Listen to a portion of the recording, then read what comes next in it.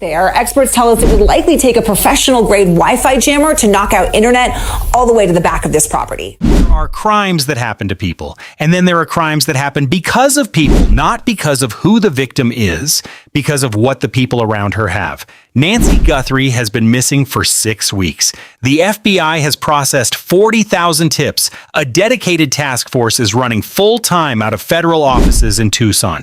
And as of this week, no arrest, no suspect, no answer. But investigators have confirmed one thing. This was targeted. Someone chose her specifically, planned for her specifically, and executed something that, when you break it down piece by piece, costs more money than most people in this story actually have. So where did that money come from? Let's start with what we know happened. On the night of January 31st into the early morning hours of February 1st, 2026, someone entered Nancy Guthrie's home in the Catalina foothills of Tucson, Arizona. She was 84 years old, she lived alone, and by the time her friend realized she hadn't shown up to watch a live-stream church service the following morning, she was gone. What investigators found inside her home told a story the family would rather not know. Signs of a struggle, blood that would later be confirmed as hers, a crime scene so deliberate that law enforcement sealed the property immediately and began treating it as an active abduction. This audience already knows the timeline.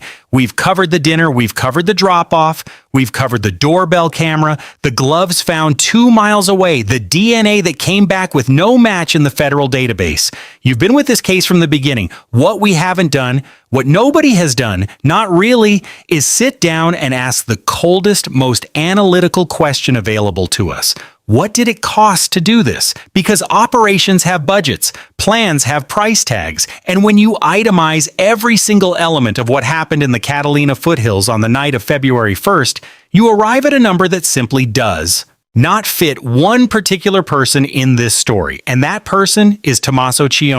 Let's build the picture from the ground up. First, the suspect knew when to come. Nancy Guthrie was 84 years old, lived alone, and had routines. She wore hearing aids. She attended a specific church service every Sunday morning. She had dinner with family that Saturday night and was home by 9:30 in the evening. Whoever came for her didn't show up randomly at 2 a.m. and get lucky. They knew the window. They knew when she would be asleep. They knew when her hearing aids would be out. They knew her schedule well enough to plan around it. That knowledge has a source. We'll come back to that. Second, the suspect knew the property. Nancy Guthrie's home sits in the Catalina foothills, a neighborhood of winding roads, private properties, and layers of residential security infrastructure. Homes in that area had smart cameras, doorbell cameras, ring cameras. The neighborhood was wired. Whoever came for her knew enough about that camera layout to show up masked, to move in a way that obscured their identity, and to exploit coverage gaps that left meaningful holes in the evidence trail. That awareness has a cost. You don't learn a neighborhood's camera grid by passing through once. Third, the escape. We know from a ring camera approximately 2.5 miles from Nancy's home that a vehicle was captured on footage at 2:36 in the morning. Authorities are still working to identify it as of this week. Whoever drove that car or had that vehicle positioned and waiting knew the roads well enough to move through one of the most remote, desolate corridors in the county at that hour without triggering any additional surveillance that has been publicly identified. That exit took planning. It took geography. It took either local knowledge or extensive prior reconnaissance. And then there's the fourth element, the one that the FBI spent a week asking Nancy Guthrie's neighbors about, door by door, house by house. The blackout. In early March, investigators from both the Pima County Sheriff's Department and the FBI went door to door through Nancy Guthrie's neighborhood in the Catalina foothills. They weren't asking about suspicious people. They weren't asking about cars. They were asking something specific, something that no one had publicly connected to this case until that moment. They were asking neighbors if their internet had gone out, not for a minute, not a routine glitch. They were asking whether, on the night of January 31st into February 1st, the night Nancy Guthrie vanished, anyone in that neighborhood had experienced a disruption to their wireless service, and what they found when they knocked on those doors was not reassuring. Multiple neighbors told NBC news that the agents confirmed several people in the area had already reported internet glitches that night. One neighbor went on News Nation and said something that should stop you cold. His Ring camera history from that specific night was marked in the app as not available, not corrupted, not deleted, just gone, flagged as unavailable for exactly the hours investigators needed most. That is not a coincidence. That is a data gap at the precise moment of a crime, and then there's the image. When you look at the only publicly released footage of the suspect, the figure captured on Nancy Guthrie's doorbell camera, masked, moving at night, there is something in his pocket, something that media analysts, former law enforcement officials, and investigative journalists have widely identified as an antenna-like protrusion, the kind of shape you'd expect from a device designed to project a signal or suppress one. The Pima County Sheriff, Chris Nanos, was asked directly by NBC News whether he believed the suspect had a Wi-Fi jammer on him. His answer was careful, but it wasn't a denial. He said, "I know that my team has looked at it with the FBI from every angle." Every angle. That's not a theory we're pursuing. Every angle. Because the question isn't simply whether a jammer was used. The question is, if one was, what kind? And that question is where this investigation meets a very hard financial wall. A consumer-grade Wi-Fi jammer, but you see, the kind available online, costs somewhere between $50 and $200. Its range is approximately 10 to 30 yards. Get one close enough to a router and it will cause signal drops, glitching, interruptions. But here's the critical limitation. A consumer jammer affecting a device at Nancy Guthrie's home would not produce the neighborhood-wide disruption that multiple residents reported to investigators. It simply doesn't have the power for a device to black out wireless signals across a full residential neighborhood footprint. The kind of coverage that would explain multiple Ring cameras going dark, multiple residents losing connectivity, and the specific data gap that investigators are now treating as part of the evidentiary picture. You need something else entirely. A retired FBI agent stated it plainly. He said a radio frequency jammer capable of knocking out wireless networks across a neighborhood footprint is not a consumer product. It is military and law enforcement grade. He noted that while smaller devices exist, they simply do not have the range to impact an entire neighborhood. Military and law enforcement grade. Now, one more layer. Investigators have been examining a damaged utility box located around the corner from Nancy Guthrie's home. The Pima County Sheriff's Department has confirmed publicly that they are looking into it as part of the investigation. As of this week, they do not believe it is directly connected to the abduction, but they have not ruled it out, and this connects to a counter-argument some experts have raised. A second theory. A physical cut to a fiber or coaxial line serving that neighborhood could cause a localized outage. Without any electronic device at all, no jammer, just a person with knowledge of infrastructure and the means to act on it. Here is what both theories share. Neither one is improvised. Neither one is the work of someone who showed up on a whim. Both require prior knowledge of the area, prior knowledge of the infrastructure, and either money or expertise. And in most cases, both. Which brings us to the central question of this video. Who in this story has that? Tommaso Cioni is 50 years old. He was born on June 18, 1975 in San Giovanni Valdarno, a historic Tuscan town in the province of Arezzo, Italy. He moved to the United States in 2006, settled in Tucson, and has lived there for 2 full decades. He married Annie Guthrie in 2006. They have one son. He teaches science, specifically 6th grade science and AP biology at Basis Oro Valley School in Tucson, where he has worked for approximately 20 years. This is his own biography, written for the Taparulan Cultural Association. I write when I have the chance. I study lizards. I play the electric bass. I make homemade pasta. That is not the biography of a man who purchases military electronics on the black market. That's not a criticism, it's a financial reality, and the numbers bear it out. According to data from employment tracking site Indeed, as cited in multiple news reports, teachers at Basis Independent Schools earn an estimated $65,000 to $73,000 annually. These are estimates, not contract disclosures. And financial estimates for Cioni vary considerably across different sources, ranging from as low as $200,000 to as high as $1 million, depending on the methodology used.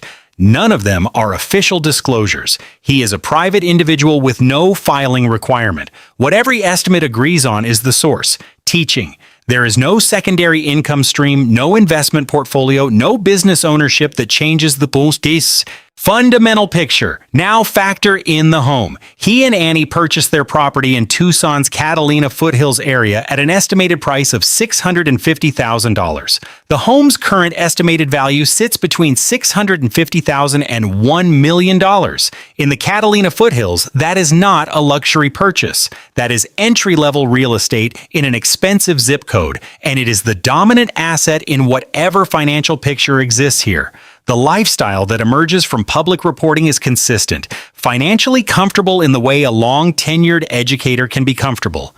Occasional trips to Italy suggest a family that can afford international travel, but there is nothing in any public record that would put meaningful liquid capital in the tens of thousands of dollars, let alone the range required for military-grade electronics and multi-actor operational logistics.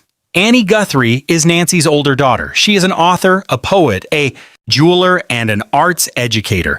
In 2015, she published her debut poetry collection, The Good Dark, through Tupelo Press. Savannah has publicly called Annie her biggest cheerleader and described her as deep can be. Professionally, Annie works as the publicity and marketing director for Core Press, an independent literary nonprofit in Tucson. She also teaches oracular writing at the University of Arizona Poetry Centers. She runs a metalsmithing studio. She makes jewelry. None of these are high-income vocations. They are meaningful, serious creative careers.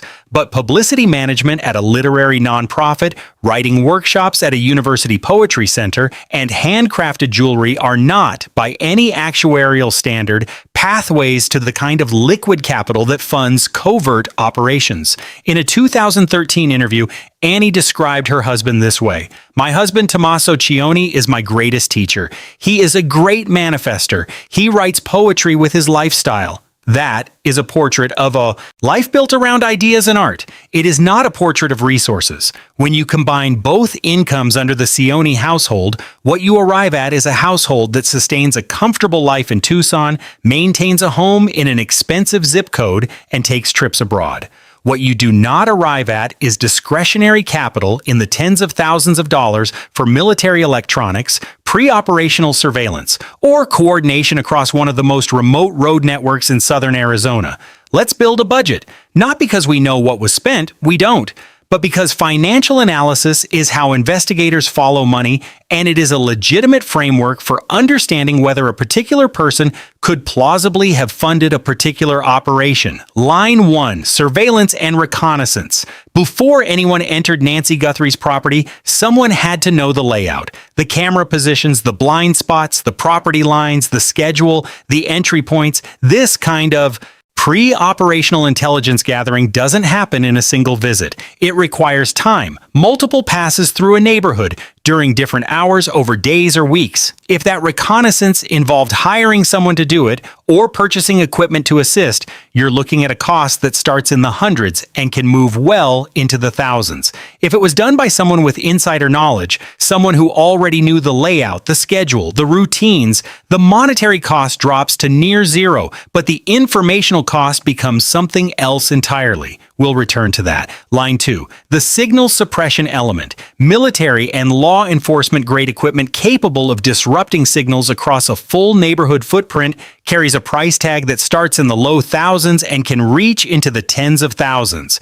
You are not buying this at a retail electronics store. You are not finding it on the first page of a search result. You are accessing a supply chain that requires either significant cash, significant connections, or both.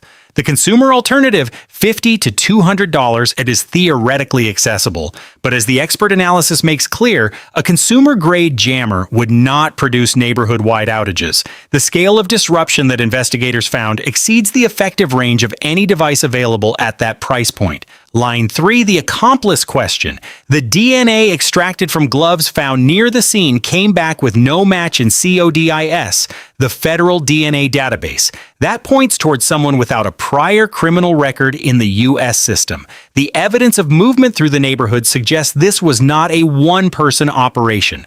Law enforcement analysts who have reviewed this case publicly have noted indicators of at least one, possibly two additional individuals involved in the logistics of that night.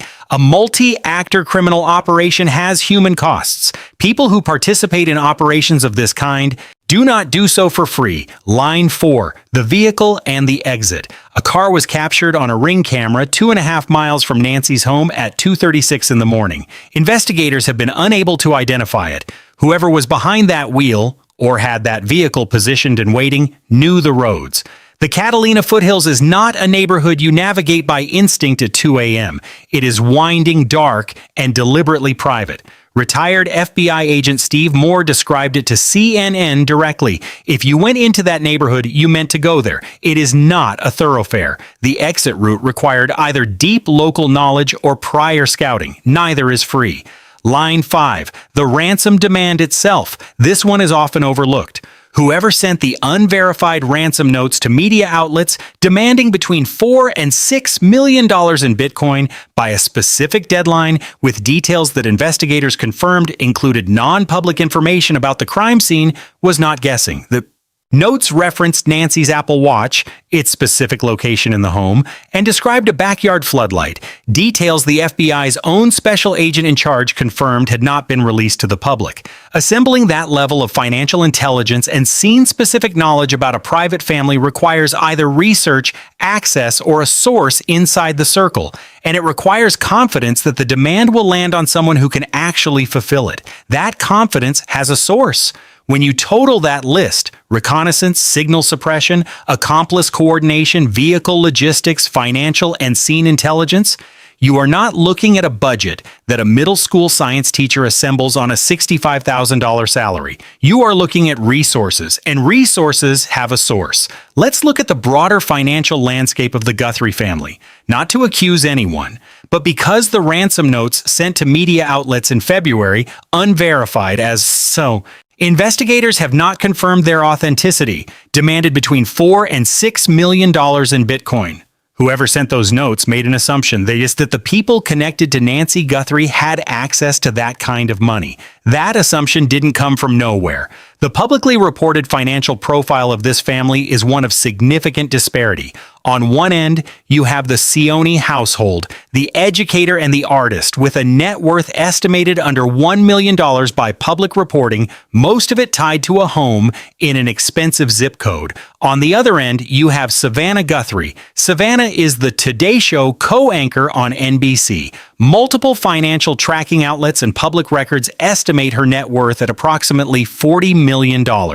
Her husband, Michael Feldman, a communications executive and founding partner at the Glover Park Group, has an estimated net worth of approximately $5.75 million.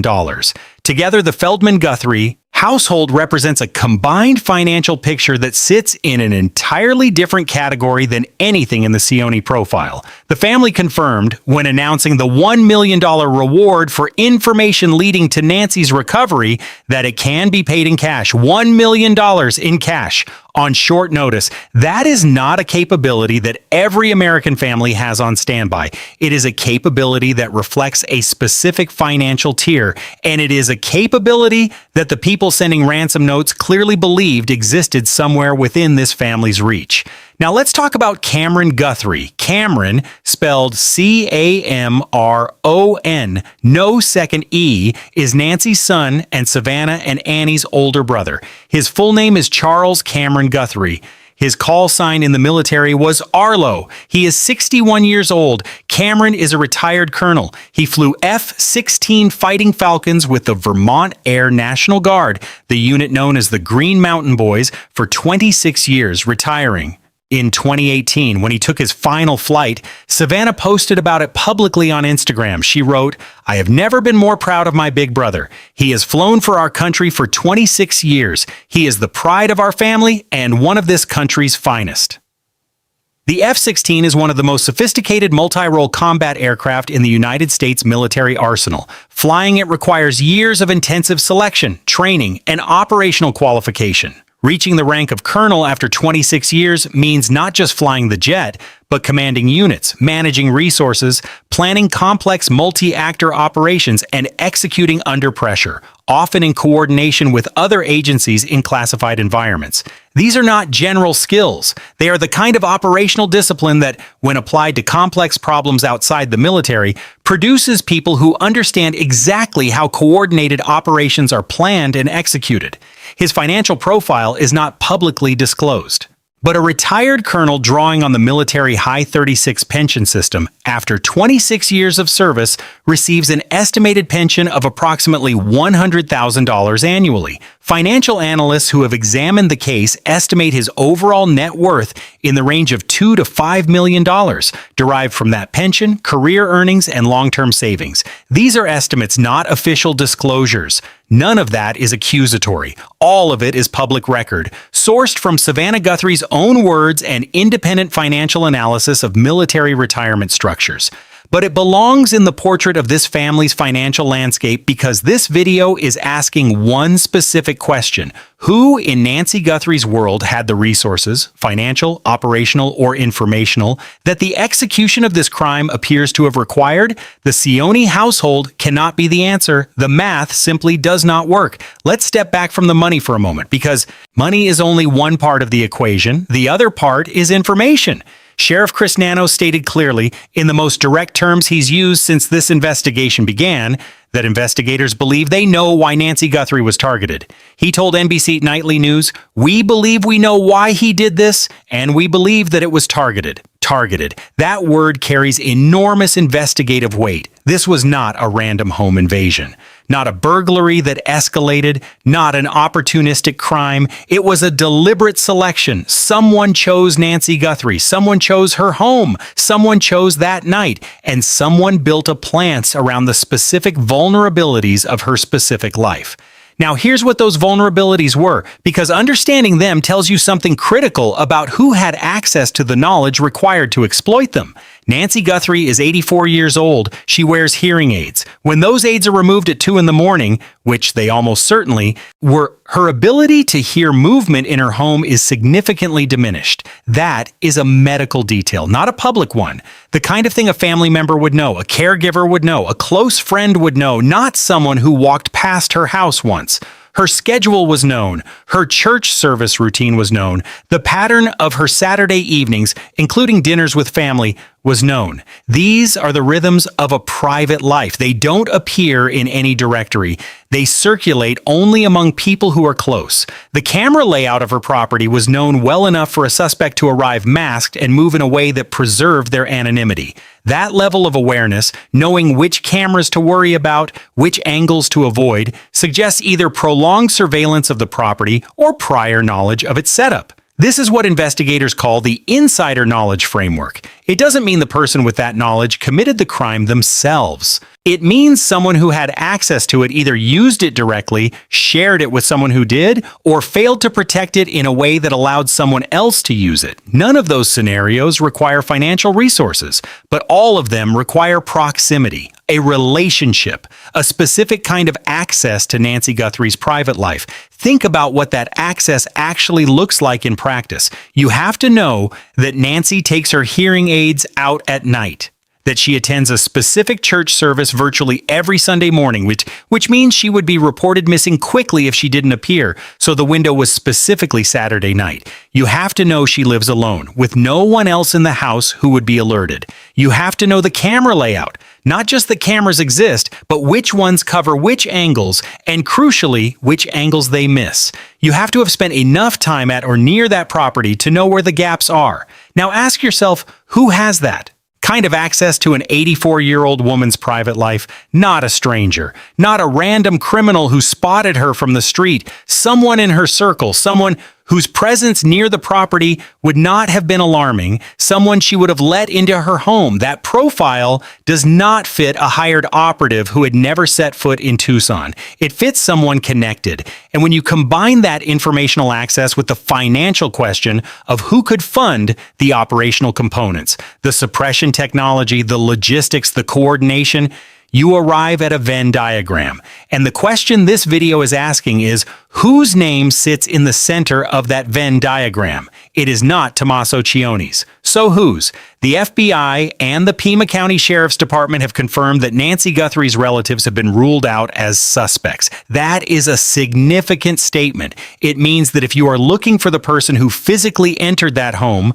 law enforcement does not currently believe it was anyone in the immediate family. But ruled out as a suspect is a specific designation. It means we do not currently believe this person committed the act. It does not mean we have fully accounted for every financial transaction, every communication, every relationship that might be relevant to how this operation was funded or planned.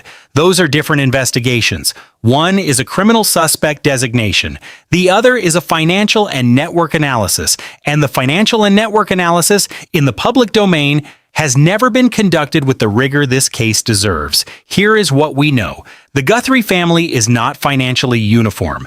There are members of this family with modest incomes and middle-class assets, and there is at least one member whose estimated net worth sits at $40 million. In most kidnapping investigations, that kind of disparity is the first thing investigators map, because money flows, and financial trails, when they exist, leave marks. Here is what we don't know: whether any money moved within or adjacent to this family's network in the period leading up to February 1st, 2026. Whether any financial relationship exists between any member of the extended family network and any individual who could have provided the operational components of this crime.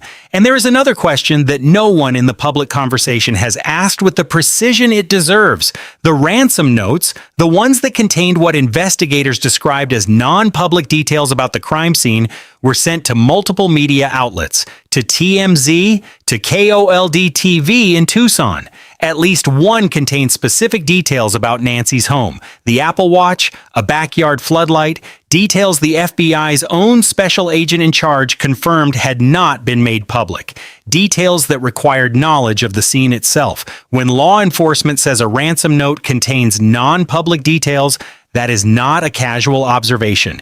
It is a statement about the sourcing of that information. It means someone who wrote that note knew things that had not been released. Either they were present at the scene or they received information from someone who was. That is a very small circle. Whoever sent that note, assuming it was authentic, which investigators have neither confirmed nor denied, was not a random opportunist. A Hawthorne, California man named Derek Colella was arrested for sending a separate hoax text to Annie Guthrie and Tommaso Cione on February 4th, exploiting the situation after it made national news. But investigators noted that a separate note, the one sent to KOLD-TV and TMZ, appeared more credible, more specific, more informed. That note came from somewhere. That knowledge came from somewhere. Follow the money, but also follow the information. Whoever sent the ransom notes asked for between $4 and $6 million in Bitcoin. You don't demand $4 to $6 million from a random family in Tucson. You demand it from a family where you believe that kind of liquidity exists.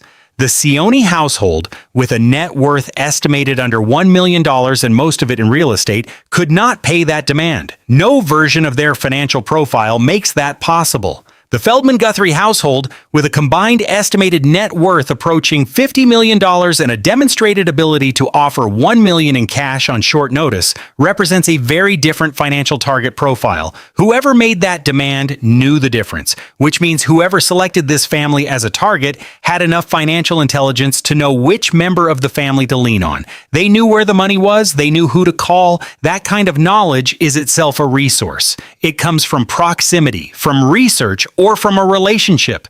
And so the question this video has been building towards since its first frame is not simply who committed this crime. That's the FBI's question, and they're working it with 100 agents and 40,000 tips. The question this video is asking is quieter, and in some ways more unsettling. Who knew enough and had enough to make this possible? Because Tommaso Cione, the man with the lizards and the bass guitar and the homemade pasta, the man who drove his mother-in-law home from dinner on a Saturday night, that man cannot be the answer. So who is?